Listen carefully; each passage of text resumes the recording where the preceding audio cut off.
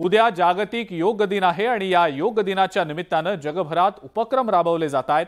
Oman देशातल्या भारतीय मिशननं योगाचा प्रसार होण्यासाठी एक व्हिडिओ तयार केलाय। यात ओमानमधले भारतीय नागरिक ओमानमधल्या विविध पर्यटन स्थळांवर योगा करताना दिसतायत। यासाठी ओमानमधला भारतीय दूतावास आणि ओमानी पर्यटन मंत्रालयानं पुढाकार घेतलाय।